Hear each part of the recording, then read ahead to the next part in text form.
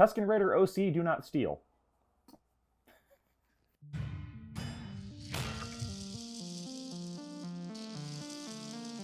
Hello and welcome to the Necromundown. Today we're talking about, I was about to say everybody's favorite, but I don't know if nomads are ever anybody's favorite anything, unfortunately. Yeah, They're that's a fair. gang that kind of got left behind a little bit. Even more so with recent announcements, but... We'll get to that.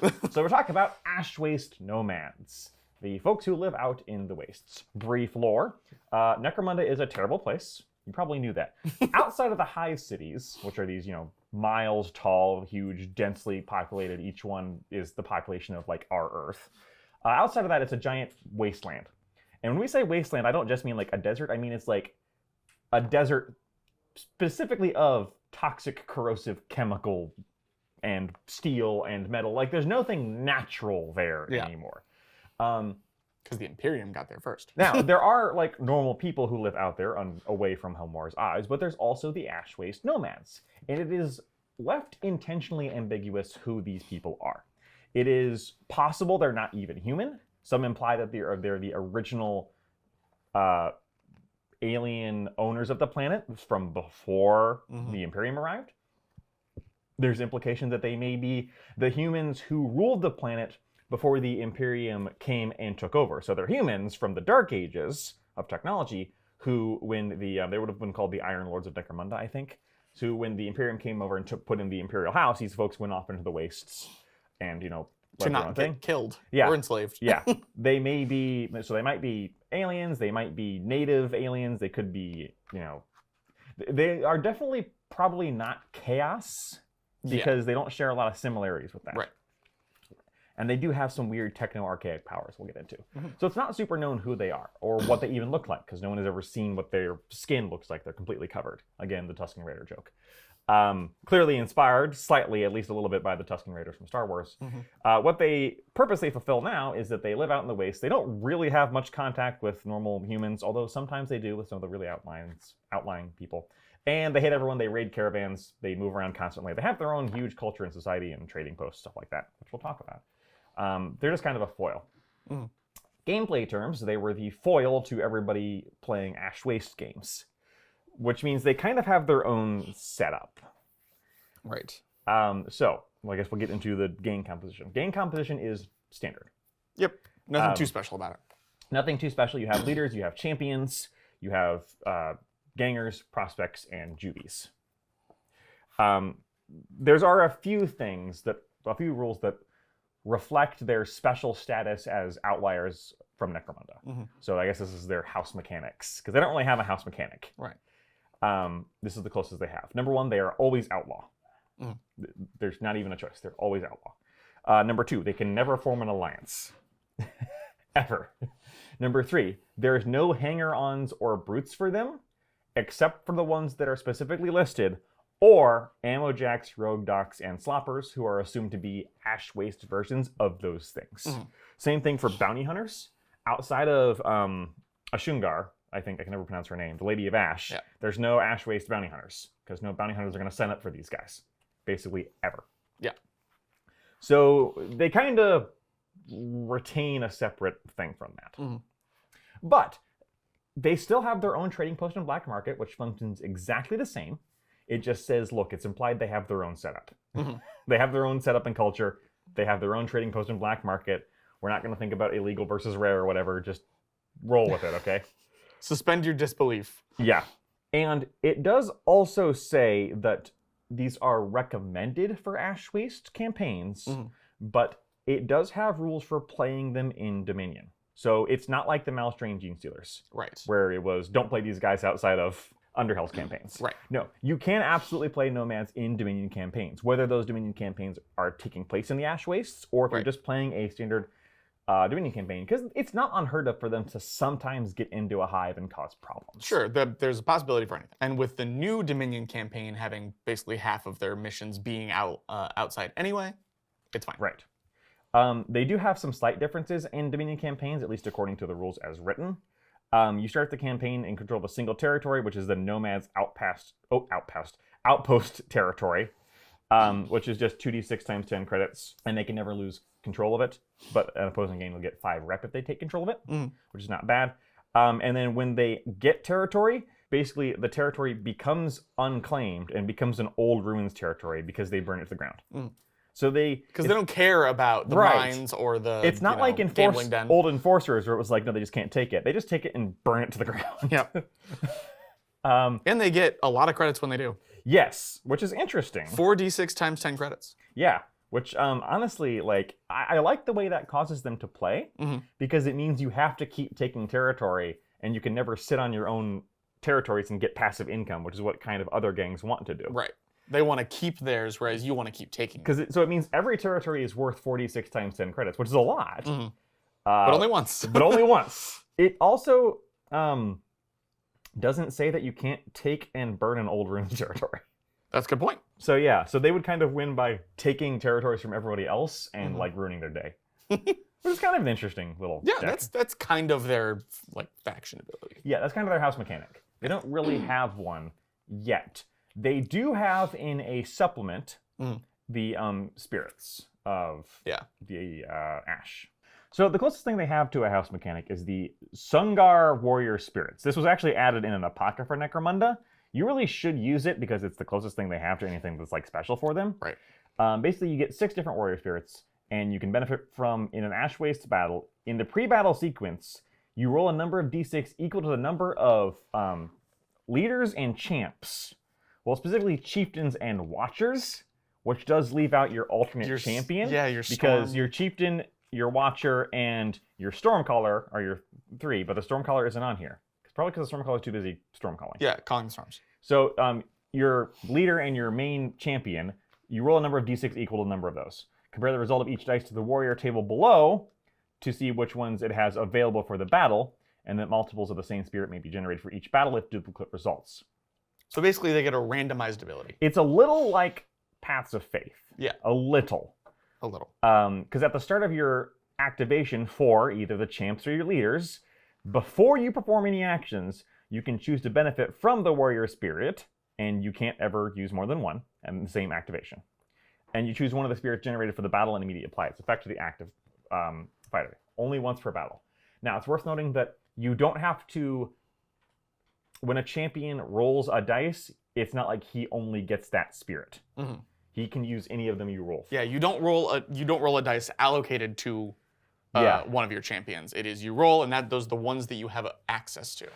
Yep. There's 6 to choose from. They range from really bad to pretty okay. I'm not even going to try and pronounce their actual names. Thankfully, they put better names in parentheses for you. Mm-hmm. So on a Storm Spirit, which is basically, if the visibility X rule is in effect, the fighter can be moved anywhere on the battlefield at least X inches away from any enemy fighters, where X equals visibility X. So remember visibility, if you don't remember our Ash Waste review way back when. Yeah. In the Ash Waste, there's always visibility rules. It caps out at 24 inches. In the harsher ones, more recently, it's like 18 or even 9. Mm-hmm. So if you have visibility 18 going, you can pick your guy up and move him before your activation up to 18 inches away. Obviously, this gets better depending on the range of that visibility. The problem is their activation then ends. Yep. So you can't use it and then shoot or use it then charge. It's basically a double action once per game to teleport, which is very good. Which can be game winning. But using up an entire leader or champion's activation to just move, like... I wouldn't hate getting this in my toolbox, but there's games where you're never going to use it. Yeah, exactly. And keep in mind, these guys are meant to be played in Ash Waste boards, which are 4x4. These are big. Yes. And they suffer with mobility, as we'll get to. Mm-hmm. There is also we'll get to them later, but the alternate champion has synergy with like causing visibility or whatnot. You can manipulate this. Yeah. So being able to move it around and then do that is kind of useful. I don't hate it, but I don't love it either. Yeah. Next up is the Chem Spirit, which is you place a 5-inch blast marker centered under this fighter until the rounds end. All enemy fighters treat that blast marker as dangerous terrain. So don't charge me? Basically, yeah, it's a no-touchy zone. It's fine. I don't hate it, especially because it only applies to enemies and not friendlies. Yeah, that is good. And it doesn't eat up your activation. That's also And true. you could drop it and then leave. Oh, I didn't think about that. Yep. I figured it followed him. No, because you place it where the marker center into the fighter, and then until the rounds end phase, so you could like go pin peace out. Yeah. Dangerous terrain isn't awful though. Yeah. It could be worse. I mean, to be fair, we have made terrible words about it in the Ash Wastes. Yes. But when it's only a 5-inch bubble, it's not that bad. Right. When it's the entire ground. Yes. When there is no escape. But hey, in the Ash Waste, where the road is usually safe, you could put this on the middle of the road and be like, that's true. That'd be hilarious. There is nowhere safe. That's a nice car you got there, Caltrips. Yeah. Pocket sand. There's the Ash Spirit, which is any enemy fighters within 3 inches of this fighter must pass an initiative check or become subject to the blind condition. Remember, the blind condition removes your activation marker or stops you from getting a new one. This is literally pocket sand. It is. Yeah, we just made the joke. This is literally it's a 360 pocket sand. It's a flashbang, if you will. Now, the problem with this one is that your leader is kind of a melee model. Yeah. The 2 champions who can use this are very much not. Definitely not. So you have to start your activation within 3 of at least one enemy. If something's not going your way, that could be a thing. That's true. And it's an initiative check, and there is kind of synergy with dangerous melee models and bad initiative. Also true. So I could see this being useful, but not fantastic. Yeah. Especially when you can also just give these guys photon flash grenades. Yeah. Next up is the Electro Spirit, which is for the duration of the fighter's activation, all attacks made by the fighter have the shock trait. If they're using a weapon that already has the shock trait, it will trigger on a successful hit rather than a 6. That one is pretty good because there are a few shock weapons. You have the shock carbine and the shock blaster, which are basically the replacements for your auto guns. Or rather, I should just look it up right here. I have it literally right here. Yeah. Sorry, not shock carbine, blast carbine and blast rifle. The blast carbine is basically has better accuracy at short range and rapid fire, and the blast rifle is lower accuracy but a better ammo check. They both have shock, and they're both strength 3. They do. So making those things auto wound is really good. Doesn't the... Yeah, I was about to get to that. Oh, yeah. The problem is that you should not have a blast carbine or a blast rifle on your champion. Right. Or unless it's a backup weapon. Maybe your leader. Sure, maybe. maybe. The big one is that their big, huge gun, which is the Charge Caster, has a shock blast rocket. I guess we'll talk about this more when we talk about their weapons. Yeah. But basically, that one is a 5-inch pie plate with shock. With 40-inch range with shock. It's already kind of dangerous. Yeah. Giving it auto wound on a hit is that's tasty. Yeah. Deliciously tasty. AoE, it's like, I'm just going to auto wound all of that. Everybody in 5 inches. The synergy there is fantastic. Yeah. So basically what this means is because this is an option that you could roll, you should have at least one shock weapon on somebody that you could put this on. Yes, and generally, you're probably going to have a Charge Caster guy anyway. Because Charge Casters are pretty good. Are really good. Then we have the Fire Spirit. Choose a friendly fighter within 12 inches. This may be the active fighter. So this is, I think, the only one that lets you pick someone else. Yeah. For the duration of that fighter's next activation or the current activation if you chose this guy, add 2 to their attacks characteristic and 1 to any weapon skills rolls they make. Now, you don't have fantastic melee. No. But you do have a melee brute. Ooh, it doesn't. You can set your bug on fire. To make them cooler. To give them +2 attack and +1 to hit and weapon skill. That's true. Because the only weapon skill guys you have are your leader, he can punch well. The Stormcaller can technically punch better, but he's not great at it. Yeah. And your prospects do have a lance option, but they're pretty bad in combat. That is being said, +2 attacks makes anybody better. Yeah. That puts a normal champion to a 3-up ballistic skill with no benefits. And 3 weapon skill. Weapon skill. And 4 base attacks. That's pretty good. That is pretty good. Yeah. And even one of your crappy prospects. Yeah. Because remember, you pick someone within 12 inches when you activate it, and then it sticks with them. Right. So you're within 12 inches of one of your prospects. You hit them with this. They run off and charge somebody with 3 attacks, 4 because they've charged. Now they've got 4 attacks and hitting on 3s with that lance. Significantly better. Suddenly, that's an actual dangerous option. Yeah. Honestly, this feels like something they should have had at the start. Yeah. This is like, oh, we're not done with the Nomads, guys. Just put the book out anyway. We'll release it later. Yeah. But yeah, these, honestly, these are better than I thought. Yeah.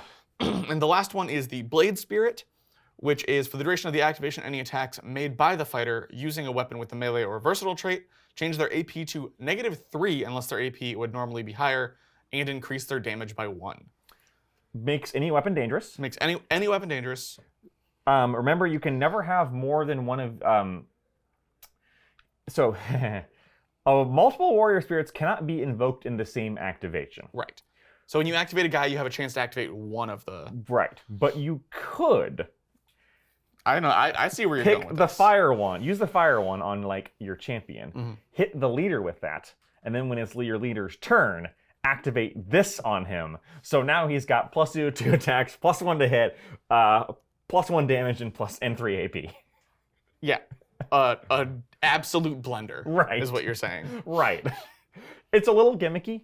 None of And these, you have to randomly roll two of right. them. None of these are amazingly good, but at least those last 3, Yeah. I would never feel bad having. The first 3 are kind of eh. Like mildly situational, mildly like, okay, that's fine. I'll use it somehow. Yes. But the last 3 are like end target guy. Yes. And I'm okay with it. Yeah. Let's talk about skills. The skills that kills. For my money, the Wasteland skill tree is, because of a couple things in here, one of the best skill trees in the game. Yeah. There's one particular skill in here which is so good. It takes a thing that you very rarely get in the game and makes it go like, oh yeah, you can do that whenever you want. Yeah, it's busted. But that's number 6, so you gotta wait there. Oh yeah, we'll talk about it later. So first off, there's Born to the Waste, which is this fighter may ignore the effects of the battlefield surface. Having played Ash Wastes, that is way stronger than we thought it was. Yes, agreed. I didn't take that at launch when we started playing the campaign, and I regret that. Because the battlefield surface hates you and wants you to die in an Ash Waste campaign. Yep. If you're playing Ash Waste Light, or anything that isn't using the full Ash Waste environment rules, Its stock goes way down. yes, because then it's just you can perform the hide in the wastes anywhere, including in Zone Mortalis. So you can do it in Sector Mechanicus or Zone Mortalis. Yeah. It's fine. It just makes you hidden, but there's lots of things to get around that. Yeah, there's ways to get around it. I mean, especially in Zone Mortalis, it's like you're gonna be throw a grenade. like you're gonna be in pretty short range anyway. So yeah, much less useful.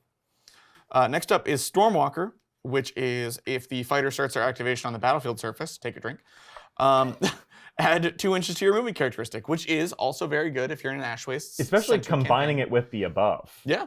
Now, it should note that the battlefield surface is not just Ash Wastes. That's true. That's anything. So anytime you're not on terrain, +2 movement. Yeah, which is good. That's almost even better in Zone Mortalis. Than being hidden. Because you're just always on this battlefield surface. Yeah. +2 movement's strong. Yep. Especially if you're going melee. Yep. But even if you're not, +2 movement's strong. The real problem is that the leader can't take this as a primary. Nope. Sad. Nope. So you have to put it on one of your champions. Eyes of the Wasteland. This is my second favorite on here. The fighter treats the visibility rule as being 6 inches greater than it actually is. In addition, when using the pitch black rules, they can target hidden models up to 9 inches away instead of 3. Now, I'm going to focus on the first part first, because that second part has some weirdness with the way they've changed the rules. That first part, how do you like being able to shoot somebody and them physically not being able to see you and can't do anything about it?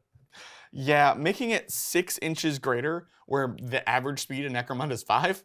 It's like, I can't even move and shoot you. This is one of the only ways you can kite shoot somebody in this game. Yeah.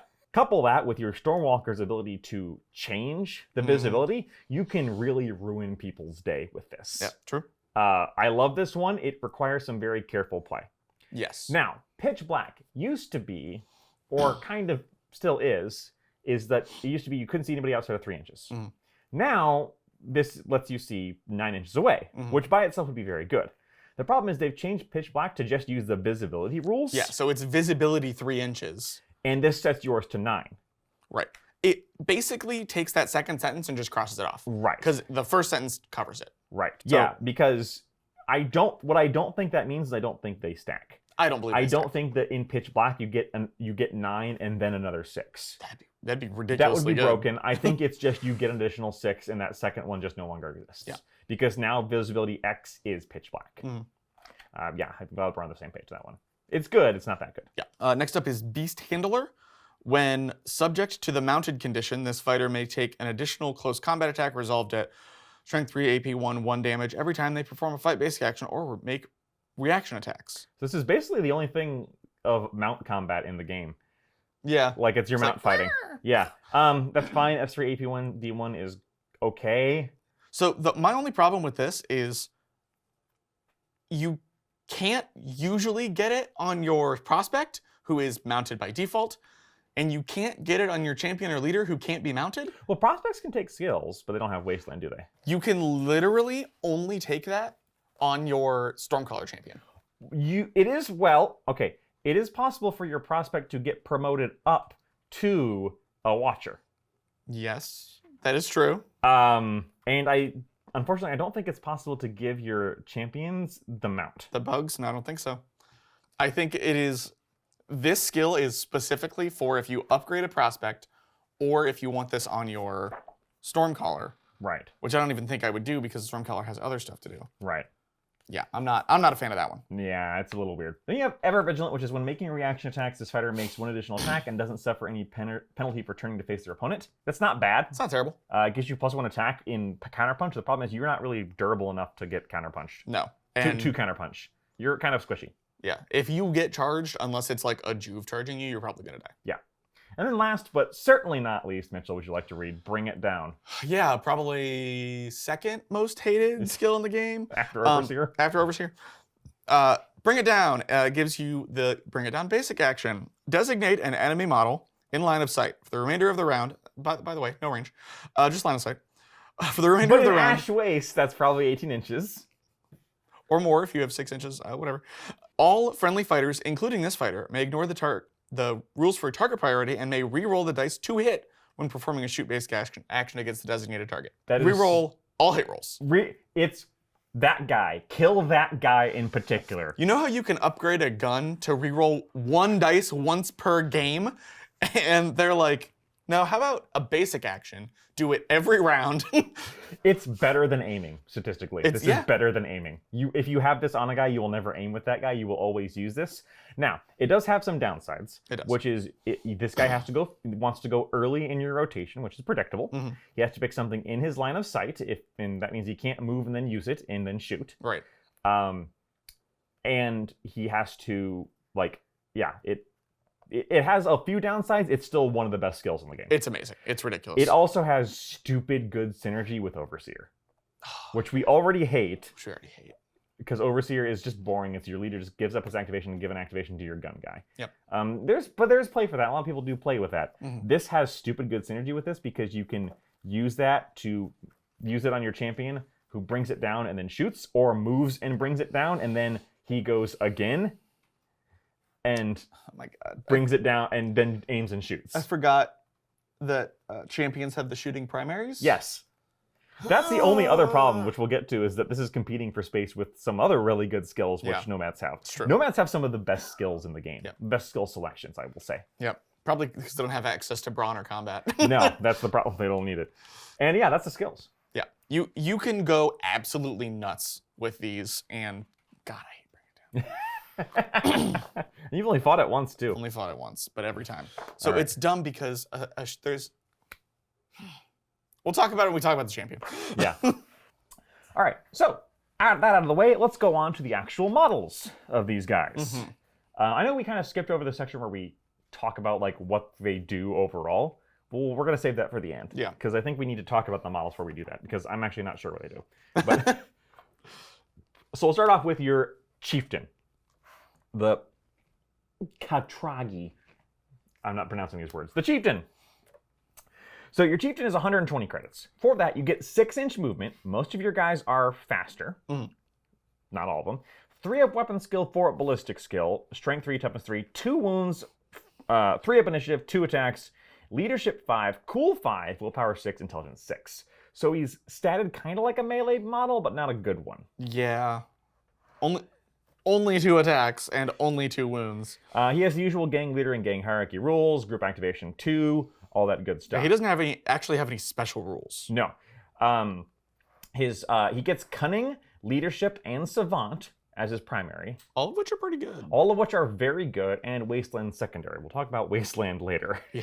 As usual, during the start, he can only pick off of his list, but during the during the campaign, he can pick anything he wants from the trading post or the black market. Nothing super weird. Every single Ash Waste Nomad starts with an Ash Cloak and a Sky Mantle. Yes. The Ash Cloak gives them, when you are dealt damage by an Ash Waste effect, you can roll a dice, and on a 6, you ignore it. And the Sky Mantle lets you use a double action to basically get the hidden status in the Ash Wastes. Mm-hmm. The problem with that is it's only dealt damage, not ignore effects. Yeah. And like a lot of the effects that will hurt you the most are ones that either just don't do damage or just kill you. Yeah. They just say remove out of action. And this does not protect you from that in any way. Dang, you're in the Ashlands and you tripped? Sucks, you're dead. Yeah, sucks. It throws a dartboard and like all of them are you're dead except for one. It really does feel like that sometimes. So that unfortunately that Ash Cloak is not nearly as good as you would hope it is. Yeah. It should just, on a 6, ignore an effect from the terrain. Yeah. Now, as far as the weapons he's got, we'll keep it towards the end. He has basically access to everything that a champion does, even though he's kind of kitted for melee. I've only played one campaign as the Ash Waste Nomads, and I'm ashamed to admit that when I played them, I could not find a use for him, so he became a Overseer bot. Yeah. And I hate that. It's one of the reasons I will never play an Overseer bot again. If you don't know, Overseer's lets you give someone else your activation, basically, without eating theirs. And that was the only thing I could do with him. If I was to rebuild him now, I might actually ignore his 3-up weapon skill and still give him a good gun. Interesting. I would probably do. I have a soft spot in my heart for the Chain Lance. The Chain Lance is really cool. It's also like one of the only ones the kit comes with. Yeah, fair. And the Chain Lance is good. We'll talk about it more when we talk about the weapons.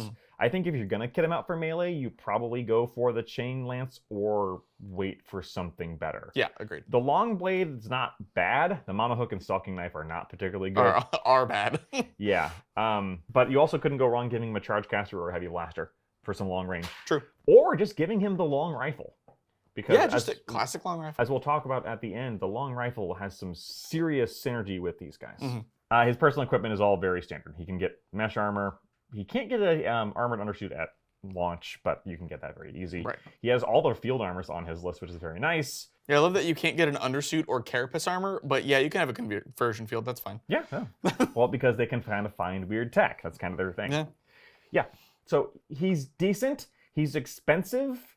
He does also come with a respirator because of the Ash Cloak. Yeah. And also it's a 5, not a 6 to ignore. It's still bad. Yeah.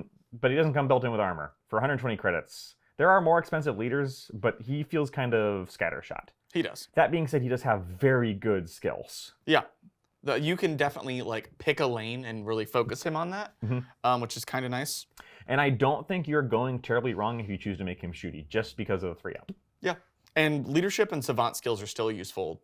It doesn't matter where you are. Yeah. So, champions. Their first champion, their normal champion, is called the Watcher. Again, not going to try and pronounce Nakutari? Nakutari. Ta'ari. 100 credits, so pretty expensive for a champion. Movement 5, weapon skill 4, ballistic skill 3, so shooting focused. Strength 3, toughness 3, 2 wounds, 3-up initiative, 2 attacks. 6 leaderships, 6 plus cool, 7 plus willpower, 7 plus intelligence. Yep. And their primary skills are Wasteland and shooting. AKA amazing. Yeah, 2 of the best in the game. What is this, Vansar? Yeah, give me access to that skill in Vansar and watch people weep. No special abilities other than the Wasteland traits. They're basically one downgrade from the leader. Yeah. They have better weapon skill, but worse ballistic skill, so they're going to be shooting. So better than the leader. They do also only have 5 movement instead of 6. That's true. Which is weird. Don't get caught out on that. They have almost exactly the same weapon selection, including the melee weapons. Don't do the melee weapons. Nope. Couple great things to start with. You probably don't want a web gun on these guys because it's really difficult to get them on a mount, and in the Ash Waste especially. The Venom Caster is essentially a toxic template gun. Yeah. I would avoid it. Yeah. But they have great access to either the long rifle, which is a strength 4 AP 1/1 damage with knockback, 4 ammo check. Long rifle is always great, very cheap at 30 credits. Yep, agreed. And of course, the star of the show is the Charge Caster, which is basically a souped up rocket launcher that we'll talk about more. Yeah. I think you start it with 2 of these guys. Maybe one of these guys and a Storm Caller, although honestly that can kind of depend on what your strategy is. That's true. And this is where your oomph comes from. The real problem with the Stormcaller that we'll get to, again, we'll talk about it in a minute. The thing that I wanted to talk about is you can take the skill on these guys that lets you reroll hits. You can take the Charge Caster or, you know, a las cannon or whatever you get from the trading post. Yes. And then you can take the shooting skill that lets you shoot twice. So you can... Well, remember, you can never shoot twice even with an unwieldy weapon. No, I mean the... Yeah. Oh, yeah, these are unwieldy, aren't they? Yes. Never mind. Yes. Now, that is true. You could use this and shoot twice with a long rifle. That's true. Which is still scary. What I'm imagining is... Or a plasma gun. The leader group activates, goes, gives him an activation. Can't do that. Because you can't do it when group You cannot group activate as part of a okay. Overseer. That's a little better. They fixed that. They fixed Because that was stupid. You have to do it in parts now. I was imagining getting... Even when I played, I did that in parts. 3 shots in a row. No, you full can't do rerolls that. to hit. No, you can't do that. Okay, I take it back.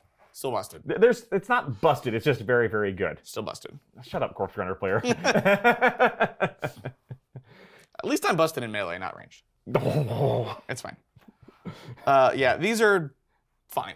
Yes. They're your basic champion. They're good. No, they're the heart and soul of your team. I think. They are. It's a good champion. He's got great... He's not amazing access to weapons, and the Charge Caster is expensive at 155 credits. Yeah. Which is almost as much as a Heavy Bolter, which is probably better. Kind of. Probably more dangerous, but the Charge Caster is pretty good. Charge Caster is good. The Heavy Blaster is... 5-inch template's always scary. Yeah, Heavy Blaster's not great. Especially at the range that this thing has. And then you get to their other champion, which is a little weird. It is. So first off, the other champion is unfortunately a Forge World only model. I will say it's also a pain in the butt to assemble, even for Forge World. Very spindly. So he is the Stormcaller. He's 120 credits, 5-inch movement, but in reality he has 8-inch movement because he's glued to his bug. 3 up weapon skill, 4 up ballistic skill, none of which really matter. Strength 3, toughness 3, 2 wounds, 3 up initiative, 2 attacks, 8 leadership, so bad. 6 cool, 6 willpower, 7 intelligence. So he's got Born in the Saddle, which means he's can never ever be removed from the fighter card, and which means if you can't use mounts, you can't use this guy. Right, which is the thing that I was about to bring up. Because he's expensive. He's 120 credits. Yeah, if you're playing Sector Mechanicus, you don't bring this guy. That would be the only reason I wouldn't take one of each champion, is that if half your missions you don't get to take one of your champions, that's gonna suck. Now he has his skills are Savant and Wastelands. Pretty good. Not bad.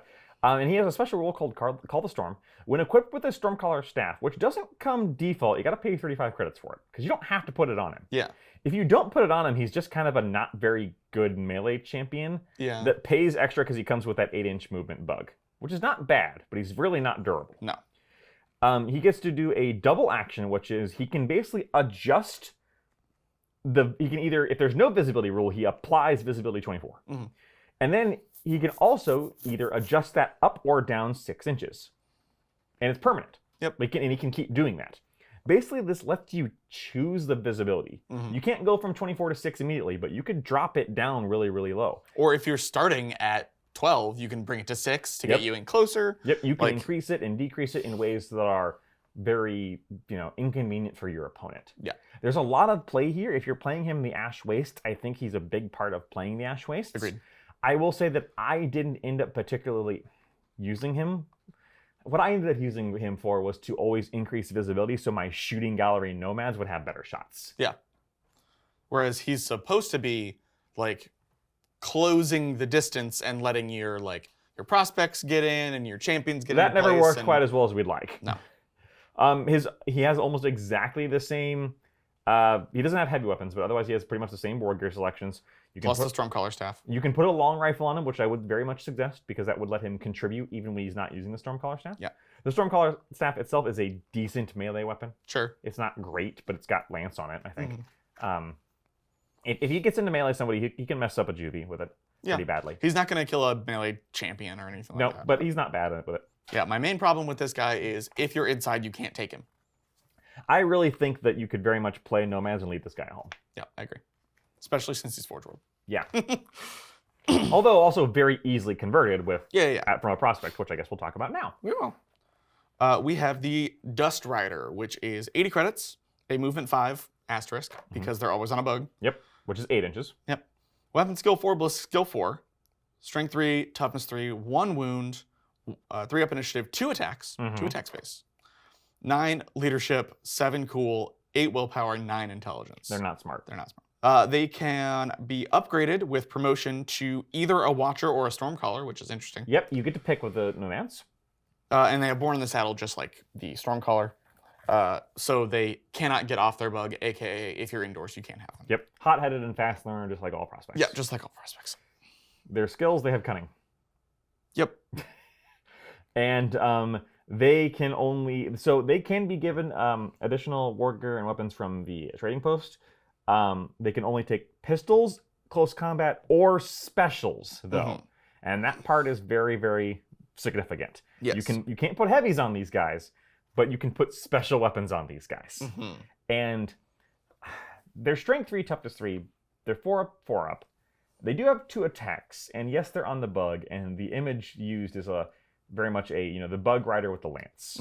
And I think there is play for that, but in the Ash Waste, when everyone else is rolling around with vehicles, which, by the way, is what Bring It Down is intended for, is like putting it on the Ridge Hauler. And let me tell you, it's very effective at that. I think the better way to play these guys is as mobile weapons platforms. That's fair. If I were to do it, I would probably give them like a long blade and a cheap ranged weapon to kind of have them be a little bit of both. Yes. Rather than focusing them on one. But yeah, they're too squishy for that. They're very big targets. And because they're mounted, they can also, when they're pinned, they can take extra damage. Right. Which is rough. And then you have to pass an initiative check to get up, which you do on a 3, but that's not guaranteed. Yeah. Now, they seem very expensive at 80 credits, but you got to remember that 50 credits of that is the bug. Because basically, that's essentially the cost of a Wasteland dirt bike. Yeah. And with that in mind, they're not so bad for their points. It's true. 4s and 4s for a prospect is pretty good, actually. Yeah. They're very, very versatile prospects. I like them.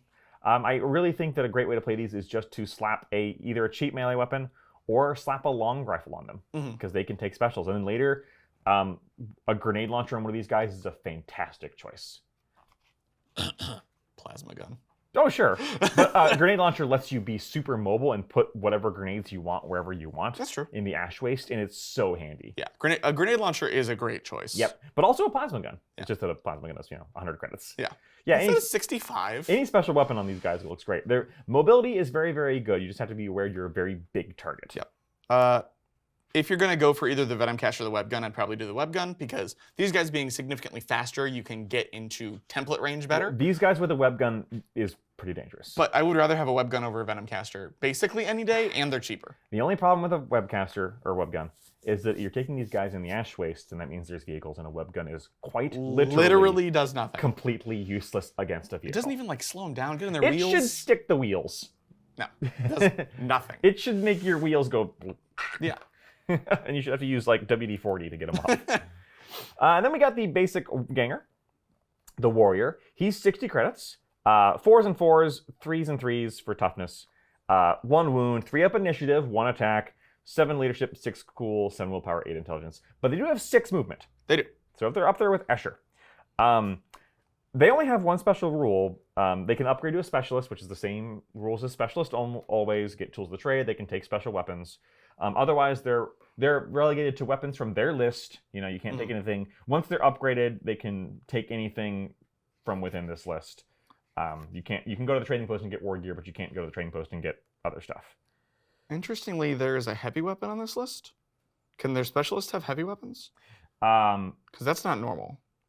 Yes. Once promoted, an Ash Waste Nomad Specialist has no restrictions upon the types of weapons they can take from this list. All weapons types within this list become available. Nice. So they can't go to the trading post for weapons, but they can take anything from this list. Sure. There is one other specialist in the game who can do that. It's the Orlok, who can take heavy weapons as well. That's fair. Now, the big thing about these guys, though, is that they have Wasteland Snipers. Ash Waste Nomad warriors treat long rifles as basic weapons instead of special weapons. And that is what you will put on almost every single warrior you have. Yep, because long rifles are fantastic. Long rifles are already good, but they're often let down because it's a special weapon competing for space against grenade launchers and plasma. But now it's a basic weapon competing against, let's be honest, other weapons that aren't very good. Yeah. Or are kind of niche, and the long rifle just slaps.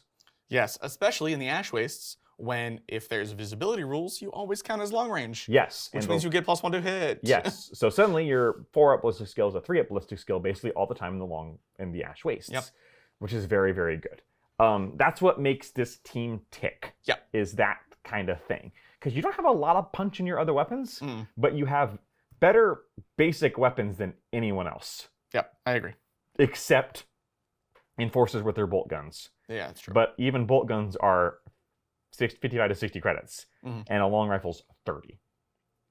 Like, that's pretty good. And they do have on their list a bunch of the equipment that you can give them, the infrasight, monocyte, and telescopic sight to make your long range even better. Yep, honestly, you probably want to put the infrared on there because that lets you see farther invisibility. Mhm.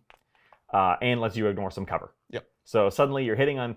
When I was playing my campaign, what happened is that I was basically always hitting on 3s or 2s. Because if somebody is in soft cover, I'm hitting on a 4, but I get +1 from long range, which I always have.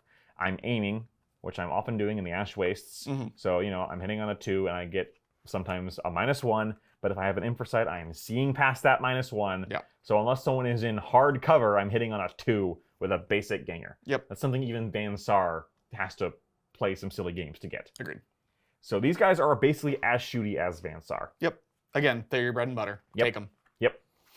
And last but least, Yeah, we have the Dust Runner, which is bad. I mean, he's a Judy. He's a Juvie, I understand. Movement 6, weapon skill and ballistic skill 5 up. Strength and toughness 3. 1 wound, 3 up initiative, 1 attack. Leadership 9. Cool 7. Willpower 8. And intelligence 9. They promote to a specialist. They have fast learner. Yeah, and they're 35 credits. They're 35 credits. You use these guys to buff out a list, like any other Juvie. Yeah. Their weapons, they do have some access to basic weapons, which a lot of Juvies don't. They've True. got the Scavenged Auto Gun, which is just an auto gun with a 5-up instead of a 4-up weapons or ammo check. Mhm. But it's only 10 credits. Yeah. You could also go 15 for a blast rifle, which is like an auto gun with slightly... Well, a blast rifle is a las gun with slightly short range and also worse to hit, basically. Yes. It's strength 3, 0 AP, 1 damage, and shock. but it has shock. Mhm. It basically trades 2 inches of short range for that +1 to hit Mhm. for shock, which is pretty good It's not bad. because that helps overcome the strength 3. Mhm. The blast carbine is 25 credits, is shorter range, but has rapid fire. They're actually the same range, but they have a better short range accuracy. Oh, short range accuracy. Plus yeah. 2 to short range accuracy. For the carbine? Yeah. Yeah. So the carbine's better at short range and has... Yeah, has rapid fire. Yeah. The blast weapons aren't bad, but honestly, with these guys, just putting a scavenged stub gun, which is a brilliant 5 credits Mhm. for a scavenged stub gun. I mean, again, it's a stub gun with like slightly worse ammo check. Yeah. But it still has splintable.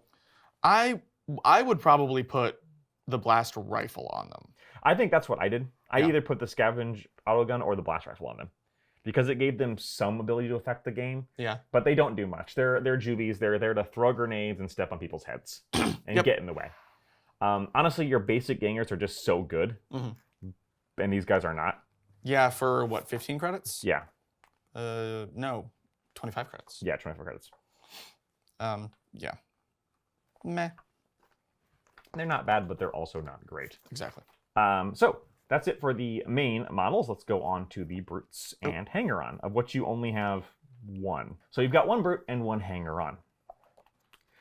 Your hanger-on is the Atramite Herder, who is only available to Ash Waste Nomad gangs.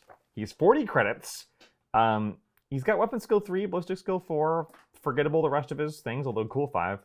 The big thing he has is that during the post-battle sequence, you can tend to the wounds of a Dune Scuttler, which is your brute, which we'll talk about. If he's critical injury, it goes into recovery, which is good. Otherwise, you roll a d6 on a 3-up. The Dune Scuttler heals any lasting injuries it has, Also very good. and goes into recovery. This cannot be performed in the same post-battle sequence as training. Training is if your Dune Scuttler gets hurt and is critically injured, you can take him out of critical injury, put him into recovery. Or you can take someone who has a lasting injury, remove it on a 3-up, and have him go into recovery. Which is extremely rare. Right, very rare. Or if he's not injured and you just want to buff him, a Nomad Herder may attempt to train a Dune Scuttler, make an intelligence test for the Herder. If successful, the Dune Scuttler earns D3 XP. So you have to pass a 7-up intelligence test. That's and that's rough. the problem. And you can't ever buff that. Yeah, so it's literally a 50-50 shot. Because he's a hanger-on, you it's can't... not 50-50. It's better than 50-50. It's like 54% or something like that. So basically, you can give your brute D3 extra experience, which is good for buffing up your brutes, which, as we know, is very, very valuable. He comes with a polearm, which is not great, and he's got Born of the Wastes and mesh armor. Yeah. He's not a combat guy, but he's not terrible in combat. Yeah, his weapons are fine. He doesn't have always part of the crew, so he's not always going to make it with you. That's true. Yeah, basically, if he's there, keep him out of line of sight because he might die otherwise. Yep. The only real problem with him is just like the brute handler in Goliath. That's what I was thinking of. Oh, okay. The brute handler in Goliath is, in order for this guy to be useful, you have to already have a brute on top of that. So that's 2 slots that you're taking. Yeah, up. you never buy this guy before you buy a brute. Yeah, it's literally useless. The difference is that for nomads, the opportunity cost is way, way, way lower. That's true. Because they can't take much. Yeah, I mean, they can still take rogue jacks, rogue docks, and ammo jacks, and which sloppers. are some of the ignoring the slopper, some of the best hang-arounds in the game. They are, but I think it's more usable for these guys. It definitely is. I'm just saying. So let's talk about that brute, which now has a model. It didn't when this book came out. That's true. The Arthromite Dune Scuttler. For 210 credits, you can take up to 2 of them. They're only available to Ash Waste Nomad gangs. They have a movement of 6, weapon skill 3, ballistic skill 5, strength and toughness 5, 3 wounds, 3 up initiative, 4 attacks, leadership 7, cool 8, willpower 8, intelligence 8.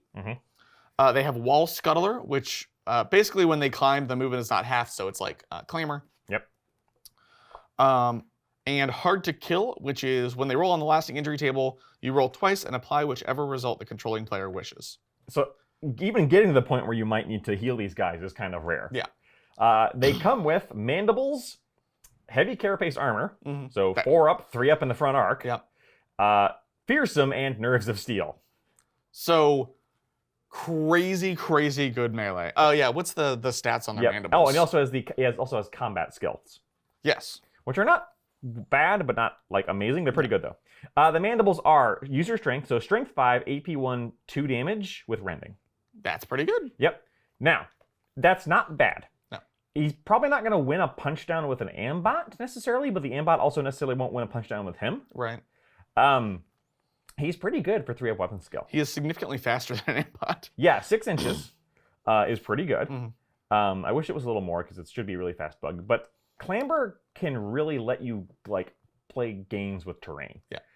So my issue with being only 6-inch movement is the heavy carapace reduces it by 1 when you charge. Yes. So it's only a 5 on the charge. Yep. It's kind of rough. I wish it was +1. It's also -1 initiative to 4, so it's not really 3. It's actually 4. 4 attacks though is really good. Yeah. Heck, that's better than the ambot. I believe the ambot only has 3 default. I think So you're right. it has the thing to get more. Yeah. So if you charge, it goes up to 5. If you use the Fire Whisperer That's thing what I was about on to him, say. it goes up to 6 or 7 on the charge. And this thing with 7 attacks, And weapon skill 2. weapon skill 2, That will kill an ambot. set your bug to blend. Yeah, not an amazing model, but really cool looking and I think worth taking. If you want melee punch in your gang, this is a better place to find it than most of your other models. Yeah. And Fearsome and Nerves of Steel are 2 amazing things for melee models. Yes. So, yeah. Great. Love him. And then we're also going to talk about the unique bounty hunter they get. Which is the only thing not in this book that they've gotten so far. She was in Ruins of Yardland? I can never remember. We're talking about it for 2 reasons. 1, she's the only one they get. Number 2, she's one of the most awesome models they've ever released. Yeah, she's fantastic. So we have Asungar, the Lady of Ash. So she's one you have to petition for. Yes. Which means she doesn't have a cost technically. Although, so if you roll a d6 plus rep, it's on a 1 through an 8, you can get her for 120 credits. On a 9 through a 15, you can get her for 240 credits. Which, by the way, if you were using her for like an outcast gang, which I almost did, I would use that as her real cost. Yeah. And then 16 up, you just don't get her. So basically, what that means, just like all the other ones, is the higher rep you have, the more chance she's going to go like, oh, you don't need me. Yeah, she's actually a house agent, not technically a bounty hunter. I always forget there's that distinction. So she has a couple special rules. Number 1, she can only be hired by an Ash Waste Nomad gang, but you can also hire her if you are an unaligned gang playing the Fall of Helmwar campaign from Ruins of Yardland. Very specifically that campaign. So you could possibly use her elsewhere. Yeah. For her stats, she has 6-inch movement, not bad. 3 up weapons, 4 up ballistic skill, so she's kind of a melee model. Strength 3, Toughness 3, 3 wounds, 3 initiative, 2 attacks, 7 leadership, 5 cool, 4 willpower, 8 intelligence. Not an intelligent lady. She's got Born to the Wastes, which we already talked about. Infiltrate and Stormwalker. So that's the one where she just basically she always has +2 to her movement. Yes. So functionally she has 8-inch movement with Infiltrate. So functionally she always ignores battlefield surface in Ash Wastes. Has +2 to her movement while she's on the ground, so she doesn't like terrain, I guess. And has Infiltrate. Yeah, that's really good. She comes with the mesh armor and the sky mantle and ash cloak. Her weapons, she gets a blast pistol, which is just a, I mean, it's a shock. It's a auto. shock. Auto. It's not even an auto pistol. No, it's a it doesn't shock have a rapid stub gun. fire. Yeah, shock stub gun. With less ammo or less to hit. Yeah. She's got a stalking knife, which is just a +1 to hit, AP1 backstab. Yep. And she has a spirit stave, which is strength +2, 3-inch versatile, AP1 2 damage. That's not bad. And shock. That's not bad. That's not bad. So it's like, well, why do you bring her? So she's got Great Wasteland Spirit, which is fighters must pass a willpower test before they can make a fight or charge action targeting her. So against certain things, that's pretty good. Yep. If the test is failed, then the fighter can choose a different action instead. And exotic beasts can never target her. That's kind of funny. So there are certain setups where this will just ruin someone's gang. Yeah. Oh, that's a nice exotic beast you have. But why do you really bring her? Well, you bring her for her exotic beast. Yes. Terror's Shadow. 8-inch movement to go along with her. Also has Infiltrate, so it gets to come with her. 3-up weapon skill, does not have a ballistic skill. Doesn't need one. Strength and Toughness 4, 2 wounds, 3-up initiative, 3 attacks, terrible mental stats. Yes. 7-up cool, and that's the best of the lot. Everything else is 9s. Rending Talons is, Strength 5, AP2, 2 damage, with Disarm, Entangle, Knockback, and Melee. Yeah. So remember that Disarm is attacks are made at -2 when you make a... Oh, no, that's Entangle. Oh, no, sorry, Entangle. Disarm is on a crit. They can't use their weapons on reaction attacks. So Disarm is, if the hit roll made for an attack with a disarm weapon is natural 6, they cannot use any weapons making reaction attacks. So they just get to punch your bird. Punch a bird. And as we know from Pokemon, fighting is weak to flying. Yes, that's true. Entangle is the one where it's -2 to hit. Yep. If you hit with a 6, I think. I think it's on a crit as well. Yes. Knockback is, if you roll higher than their strength. Yep. You can push him back and follow up. Yep. He has Flight. And then he has Grapple. If Terror Shadow successfully hits a fighter with its Rending Talons, it does not need to roll to hit that fighter again in subsequent activations or with reaction attacks. And you're like, oh, so does that mean I can't roll 6s? No. Because those subsequent attacks count as having rolled a 6 for the purpose of Disarm, Entangle, and Knockback. So if you hit once, You ruin their entire life. every attack he makes to them from then on, auto crits. Yes. And you get to move them around like a toy. Yeah. He also, he's an exotic beast, which normally means 3 inches, but he has a 9-inch leash. Yep. This is like there is a generic beast that is very similar to this, but worse in every way. Yeah, no, he's actually dangerous Yeah. because that strength will hurt. Yes. AP2 and damage 2 hurts. Yeah. Like, by itself, he doesn't have a lot of attacks. He's got 3. +1 on the charge. +1 on the charge. That's so 4 attacks on the charge. You could use the Fire Spirit on him as well. It's true. Just as friendly. Is that... Oh god, it's Moltres. It's a Phoenix, I guess. Stravinsky's Firebird plays in the background. All right, I'm in. Pokemon themed Ash Waste. Yeah. Everyone's Pokemon masters. Exactly. Yeah, so you have to kind of not be doing great in your campaign to get her. Yeah. But I think she's worth getting if you're not doing great. I agree. By herself, she's not wonderful, but she does have Infiltrate, and she's not too shabby or too easy to kill. No, she's not terrible. But really, it's the fact that she brings the bird, and the bird brings the pain. Yes. The bird will wreck face. Yes. The bird is not very good against vehicles. It's true. But... That can be said for nomads as a whole. Right. Yeah, and that's kind of the... I guess we'll talk about that at the end. Yeah. So that's Lady of Sungar, who's one of my favorite models ever. I really want her to be better than she is, but she's not bad. She's not terrible. All right, let's talk about their weapons and equipment. The only unique equipment they have is the charge cast, or is the cloak, and the sky mantle, and then they do also have a rocket pack. Yes. It's not a jet pack, Which I think literally every single one of them can take. Yes, which is kind of ironic. The first time a fighter of each battle, a friendly model within 3 inches of a fighter equipped with a rocket pack needs to make an ammo check for a charge caster. It's automatically passed. Yes. And your charge caster has bad ammo checks, so that might help. They have a respirator that they have on them. So, but their actual unique weapons, we already talked a bit about the blast carbine and the blast rifle. They're 10-inch range, short, 24-inch long. The carbine gets +2 at short range, and the blast rifle gets +1 at short range.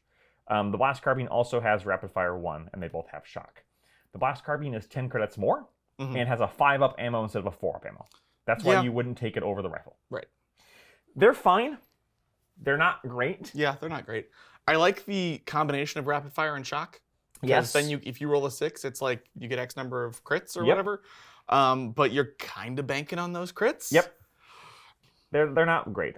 They also have a blast pistol, which is basically just a pistol with shock as well. It's fine. It's not great. It's fine. More unique to them is their special weapons. They don't have a lot, but they do have good access to the long rifle, which we've already talked about. Fantastic. Love it. 24-inch short range, 48-inch long range, +1 to hit at long range, so more than 24 inches. In the Ash Waste, that is almost always active with visibility. Strength 4, AP 1, 1 damage, 4-up ammo check, which is not bad, and it has knockback. For 30 credits, fantastic. Fantastic deal for 30 credits on most things. For these guys, even better. Yeah, I do like the chance to like knock someone into a building or another. You can fighter. really punish people for like being in a tower or a building, because you can either knock them off the tower, which is hilarious, or just knock them in the building and suddenly you've got a 2 damage weapon, and it's scary. Yeah. The number of times I had that go off in that campaign, because in the Ash Waste, people tend to hug cover and hug buildings, and then just like pin you against a wall, and then you're like, ow. Or you can even like hit someone with it because your accuracy is so good, push them out of cover, and then someone else can shoot them. And then you have bring it down on them, and everyone's just, it especially being a base strength 4, so good. Yes. I love the long rifle. Less good is the Venom Caster, which is a template weapon. It's got 1 AP, 6-up ammo check. It's scarce and silent and template and toxin. It's a fart gun. You can buy the chem synth to make it better, but you don't have great intelligence. And it's 160 credits. Yeah, it is. It's basically taking a flamer and going like, how do we make a toxic flamer? Ignore the one that Escher has. It is, how do we make a toxic flamer? It's a toxic flamer, and flamers are already kind of not very good half the time, unless you have infiltrate and stuff like that. It should be way cheaper. Flamers are really good for setting people on fire. Yes. This is toxin. And this doesn't do that. This is toxin, and toxin is kind of iffy against high toughness targets. They do also have access to the web gun, which is a web gun. Its stock is lower in Ash Waste, but it's not bad. In the heavy department, this is where we start winning, because you have the almighty Chargecaster. Yep. Now, it is unwieldy. It is unwieldy. Takes up 2 slots. It's basically a rocket launcher. It's basically an upgraded missile launcher, because the missile launcher, well, it's a side-graded missile launcher, I'll say. That's fair. Because it's 20-inch, 40-inch, +1 at short range, so +1 within 20 inches. Sure. Which means you do kind of always lose that in the Ash Wastes. True. You have 2 rockets. You have the Shock Blast Rocket or the Crack Rocket. Shock Blast Rocket is strength 4, but no AP, damage 1, ammo 6, blast 5-inch, shock, and unwieldy. So compared to the normal missile launcher, it loses the knockback and it loses a point of AP. But it gains shock. And remember, shock is auto wound on a 6 to hit, and shocking a group of people is hilarious. Yes. It will never not be funny. This has amazing synergy with the Electro Spirit that lets you auto shock people. The Crack Rocket, on the other hand, is exactly the same as the missile launcher Crack Rocket. It's strength 6, AP 2, 3 damage, and 6 ammo check. That's actually kind of your bread and butter, because you're going to be smacking people with Crack Rockets. At the start of the campaign, this is kind of the best thing you have against vehicles. Which is kind of sad, because it's only strength 6. Yeah. If someone has a heavy, you're sad. You will struggle against heavies or ridge haulers. Yeah. Which, I mean, isn't new. Yeah, They just everybody have short of the less- last cannon does. They just have less access to be able to deal with it. It feels like they gave them all these shock weapons to try and deal with that, but that doesn't change that they have bad AP. Right. It's like, okay, 3-up ammo. Oh, you It's very auto-wounded me. Yeah. They also have the Heavy Blaster, which is a weird kind of... I'm going to be real, I completely forgot they had this. I have never used it. They don't have a model for it yet. Maybe that's why I 12-inch forgot. short range, 36-inch long, +1 to hit at short range. Strength 4, AP 1, 1 damage. 5-up ammo check. It's rapid fire 2 with shock and unwieldy. Is this like, is this supposed to be like a heavy stubber? It's a heavy stubber with way shorter range, no negative to hit, which That's is one of true. our big complaints, and shock. It's not bad. It's not terrible. I actually like it more than a heavy stubber, just because it doesn't have that stupid -1 to hit. How many credits is it? 145. It's not bad, it's just that the charge caster is only 10 credits more, Yeah. and I like the charge It's caster a way lot better. better. It also doesn't have a model yet. That's the big problem. Yeah. Because so, like, I think you could like try and put a heavy stubber on it, but Yeah. And put like a lightning bolt on the front. yeah. It's not bad. I've never used it because I feel in the Ash Waste the charge caster is just so much better. Yeah, and it's they're really both already unwieldy, and Strength 4 is not great. Mhm. Again, I feel like you're supposed to be using that shock to punch through vehicles, but you only have AP 1 and only 1 damage, so it's not a heavy bolter.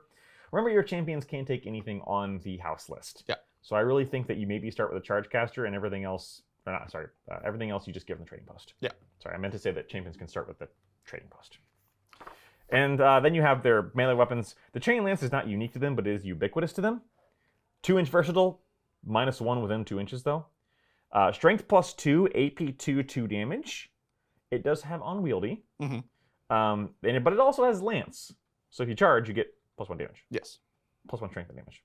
Which is pretty good. I like it a lot. I like the 2-inch versatile. I like just the 2s across the board. Yes. +2 strength. Fantastic. Puts you generally at good strength. Yep. It puts you at strength 5. Yeah. The chain lance is good on melee models. You just don't have great melee models. Yeah. But it's only 55 credits, which is not bad. Mhm. There are some power weapons that compete with it, though. That is true. Then you've also got the long blade, which I actually like better for defensive purposes What? because it's cheaper. It's a lot cheaper. That's true. It's only Oh, yeah, it is a 30 lot. credits. Yeah. If you're going for something for damage, I don't like the long blade. If you're going for something for just a generic weapon to put on people, I like the long blade. Long blade is strength or +1 to hit, use your strength, 2 AP, 1 damage, but it's got its parry. Yeah. The long blade will help keep you alive. It's kind of sort of chainsword-ish. Yeah. But yeah, I like it. You can get the stalking knife, which is just basically a fighting knife. Yeah. Literally a fighting knife. There's also the mono hook. Wait, no, I think the fighting knife doesn't have +1 to hit, so I think this is slightly better than It is slightly better, and emphasis is on slightly. You can get the mono hook, which is on the kit for the chieftain. Mhm. I don't know if you'd ever use it. It's 2 damage. It's user strength, -1 AP, 2 damage with pulverize. The problem is that the mono hook and the chain lance is unwieldy. Mhm.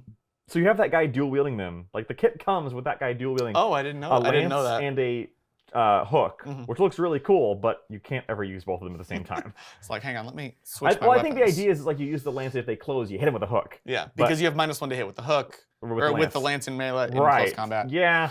I Eh, guess. I don't but think you'd buy both. No, I would never buy both. I would just take the -1 to hit. Yeah. Or dual wield 2 other weapons. Yeah. So that brings us to what are nomads about and overall thoughts about nomads. Mhm. They're kind of weird. They are kind of weird. I'm not going to say they're underbaked because they are fully fleshed out. They have all the beds. Heck, Now that they have their spirits. yeah, heck, unlike until at time of recording, we're recording this like right after the new squat book got announced. Yeah. Before that, they were a more fleshed out gang than the squats. True. Kind of. But they've got their brute, they've got their champions, their main champion, alternate champion. It's just that the alternate champion is very, very, very niche. Yep. You're a shooting gang with some slight access to melee and good mobility in your prospects. Yes. I feel like these guys that were designed too much to be in the Ash Wastes, and they suffer because of it. But what's really weird is they don't actually excel in the Ash Wastes. Nope. They do, but not for the reasons you think. Right. They don't excel at taking down vehicles. And that's the vehicles are the sticking point for them. Mhm. Because the best way to fight a vehicle, see our video on that, is to use a vehicle. Yeah. They don't have the ability to do that, just at all, in any way, shape, or form. They got nothing. Your high strength weapons are not that high strength. Yes, you have the trading post like everyone else, but so does everyone else. You do have good mobility, and you have absolutely fantastic spammable long range. Yes. These guys are what Vansar is accused of being. That's true. Which is, you're shooting at super long ranges and you're always hitting me. The reality is that Vansar doesn't have much outside of 24 inches. No, that's true. They're utterly deadly within 24 inches. Like, they've got some amazing guns and some amazing skills. These guys have less high-end guns on their house list, but a better baseline in the form of the long rifle for only 30 credits. And some really good skills on their champions. Yep. This is a shooting gang. You have almost no defensive mitigation. Oh yeah, basically nothing. You are squishy as squishy can be. You got nothing. No skills, no abilities, no equipment to stop you from taking damage once you've gotten hit. But you have really good offense, and you will win games in Ash Waste by picking off infantry, not by fighting the vehicles. You avoid the vehicles using things like your visibility tools, which I guess does kind of make sense thematically. Yeah. Because it's like, okay, we're Ash Waste Nomads. We can't take down a Ridge Hauler. Yeah. So what do? Well, you can hit it with photon flash grenades. You just try not to get hit by the Ridge Hauler, and then you kill everybody else. Yeah. And are they focusing on the Ridge Hauler? Are they doing the party bus? Well, that's when that 5-inch auto-shocking charge caster can ruin people's day. Yep. And you kind of have to leverage that. Okay. I think melee is kind of a trap on these guys. Yeah, definitely. Even on the leader who looks like he's designed for it, probably just shouldn't do it. Having him the ability to do it as a backup is nice, but charging him forward is a terrible idea. Yeah. Because again, you have no way to get there. You don't have. I mean, he can get infiltrate, which is a valid strategy. Just don't lose your leader. Yeah. As far as starting list, I don't have one written up because I can't remember where it was. It's on Yak Tribe somewhere. But I always start out with, of course, a leader. I pick one of each champion. I would generally too, yeah. So a Stormcaller. I started with a Watcher with the Charge Caster because it's so good. And then I filled out the rest of the gang. I did start with 2 Prospects originally. And then a couple Gangers, and one of them's a Specialist. Even the Specialist, I still only gave a long rifle to, though.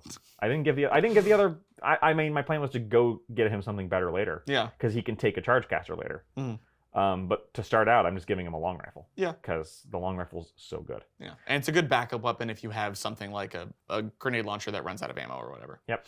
And then a couple Juvies to round out the list. And they're just there to yuck grenades and die. Be in the way. Yeah, be in the way. You have to play these guys very, very carefully, but they can be very good. Yes. I feel like they're more high skill than a lot because your shenanigans of using the visibility to your advantage, using your mobility to your advantage, your long range, that kind of thing. If you don't do that, I think you're in for a world of hurt. You have to leverage the long rifle. Yep. They really are a hit and run gang. You have to leverage the fact that you are more accurate at long range than anyone else. Yep. When they start closing into good range of their guns, you won't win a stand-up firefight. Yeah. But you will win at long range pretty handily, pretty nastily, actually, because the long rifle is amazing. Yeah, and you can have like 10 of them on the board.